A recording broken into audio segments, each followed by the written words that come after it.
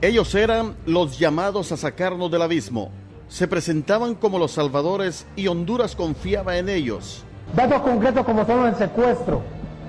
El secuestro, el año 2008, llegó a 81 reportados, lo que significa que un secuestro cada 4.7 días. Y la semana pasada, este año recién que está pasando, ¿qué hemos encontrado? Tuvieron semanas donde tuvimos un secuestro por día. Eso es completamente inaceptable. Así anunciaban cómo combatirían la delincuencia cuando estaban en campaña en una administración anterior. Reducir de inmediato los índices de violencia y delincuencia. No permitir que el pueblo siga agobiado con esa inseguridad que lo está matando día a día. Ese plan incluye la estabilización, la proactividad, los madrugones, la saturación, la proactividad de la Policía Nacional, que se sienta la presencia y que se pueda reducir de inmediato y se saque a los delincuentes de los barrios, de las colonias y de los lugares donde están sintiendo la inseguridad de nuestro pueblo. Su trabajo había sido exitoso y reaparecían como los héroes de Pasquines, pero eso no ocurrió. A la cabeza de ellos, un hombre olanchano arrastraba sobre sus espaldas el mote del hombre del puño firme, y aunque después soslayó ese mensaje, en la mente del votante esa era su fortaleza. Se soñaba con un puño firme contra la delincuencia. Hoy, el pulso parece perdido.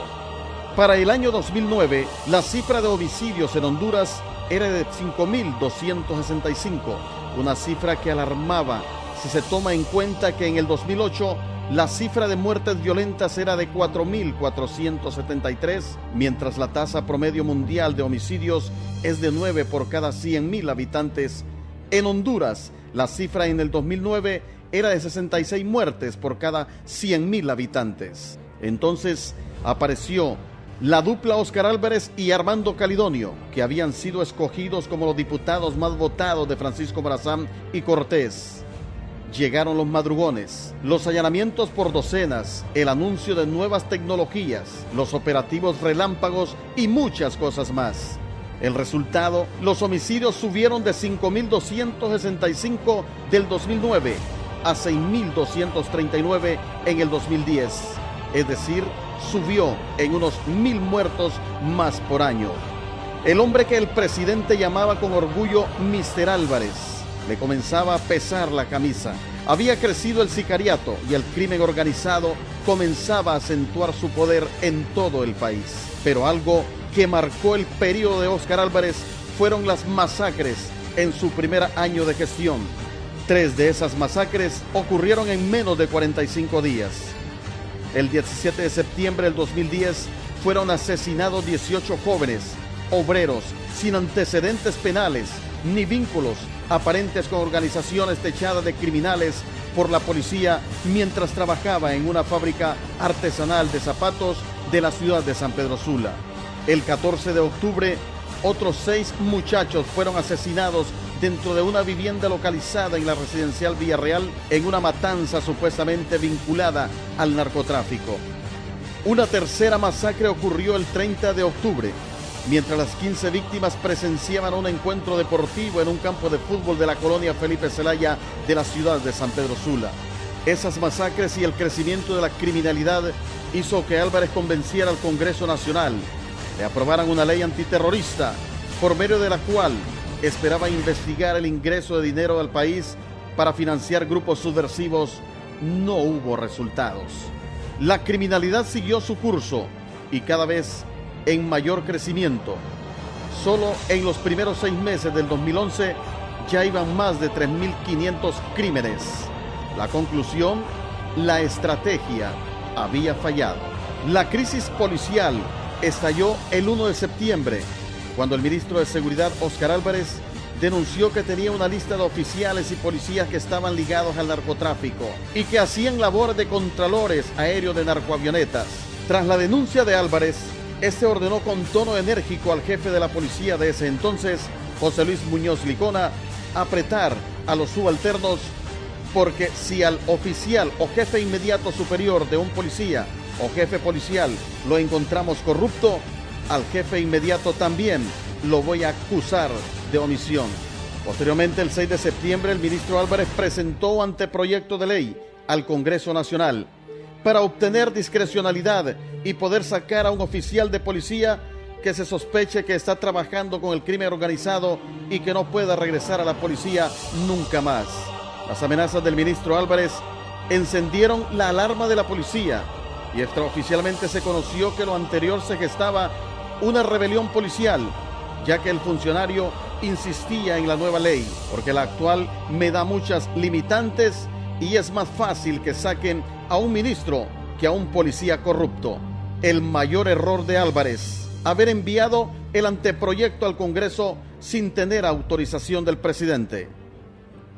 2 días después de la declaración antes descrita, el 10 de septiembre la policía fue sorprendida cuando el presidente Porfirio Lobo Sosa anunció en cadena nacional que Óscar Álvarez y los viceministros Armando Calidoni y José Roberto Romero Luna estaban separados de los cargos por no dar los resultados esperados en el combate a la criminalidad.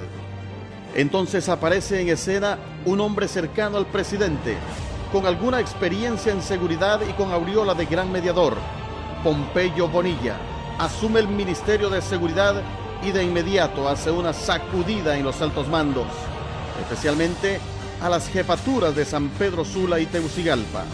Las cosas parecían ir bien, hasta que la madrugada del sábado 22 de octubre, varios policías asesinaron a los estudiantes universitarios Rafael Alejandro Vargas Castellanos, hijo de la rectora Julieta Castellanos, y el amigo del primero, Carlos David Pineda Rodríguez. Tras la muerte de los jóvenes y la sospechosa lentitud de la policía en agilizar las investigaciones, el Ministerio Público intervino el Distrito Policial 1-6 del barrio La Granja de Comayagüela, al descubrir que los supuestos asesinos de los universitarios estaban en esa estación policial, por lo que el ministro Pompeyo Bonilla ordenó que los dejara salir mientras no se aclarara el problema. La chispa que desencadenó el descontento de la sociedad y que puso al tope la crisis policial fue cuando se informó que los 4 policías sospechosos de doble crimen habían huido luego de obtener su fin de semana libre, lo que generó malestar en la población y el propio presidente de la República, quien de inmediato separó del cargo al jefe de la policía, José Luis Muñoz Licona, y a todos los mandos superiores. Entra como nuevo director de la policía Ricardo Ramírez del Cid. De ahí vino lo peor. Comenzaron las denuncias públicas que desde lo interior de la policía operaban bandas de sicarios, robacarros, narcotraficantes, secuestradores, traficantes de armas y otros delitos ligados al crimen organizado y a la delincuencia común. El Congreso Nacional movilizó la Unidad de Asuntos Internos, que era manejada por la misma policía, y crea una unidad especial de investigación policial que hasta ahora no ha dado ningún resultado.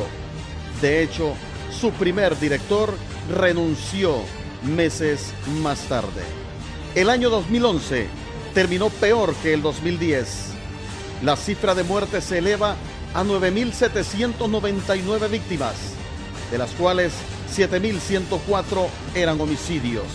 Se declara Honduras como el país más violento del mundo y alcanzar la cifra de 86 muertes por cada 100.000 habitantes. Un dato revelador es el que de cada 3 muertes, uno de ellos es producto del sicariato, especialmente desde motocicletas. Justo el 7 de diciembre del 2011, otra sacudida en el país. 2 sicarios desde una motocicleta acababan con la vida del exdirector de lucha contra el narcotráfico, Alfredo Landaverde, mientras su esposa resulta herida. Recién días atrás dijo conocer la lista de policías metidos en el crimen organizado. De nuevo una reacción tardía. Surge una nueva ley de carácter temporal. Se prohíbe que 2 hombres viajen en motocicleta. Se reducen los crímenes desde motocicletas, pero las cifras se mantienen. A mediados de enero de ese año, el presidente Lobo, junto a su aliado político, el presidente del Congreso Nacional, Juan Orlando Hernández, viajan a Estados Unidos y sostienen reuniones al más alto nivel con funcionarios de seguridad de aquel país. Un día más tarde y a puerta cerrada, el Congreso Nacional aprueba una reforma al artículo 102 constitucional, con la que deja abierta la extradición de hondureños que estén acusados por narcotráfico o terrorismo.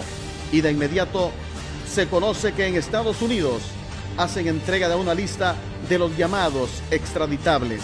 Pese a que se ha tomado diversas medidas, el plan de seguridad parece no encontrar rumbo y las cosas se enredan cuando el 8 de marzo un grupo de supuestos pandilleros secuestran al periodista Ángel Alfredo Villatoro, coordinador de noticias de HRN. Pese a que los plagiarios iniciaron sus negociaciones, 6 días más tarde matan al periodista Villatoro con saña, en medio de una confusión del origen primario del secuestro. Tras las primeras detenciones, aparecen de nuevo implicados policías, uno de ellos incluso que aún estando preso por sentencia condenatoria, seguía recibiendo su pago del Ministerio de Seguridad. Otra vez las reacciones. El primer sacrificado, el jefe de personal que no controló esos pagos. Y anoche el turno fue para el director de la policía, Ricardo Ramírez del Cid, quien se une a la lista de los que han salido frustrados por la ausencia de resultados.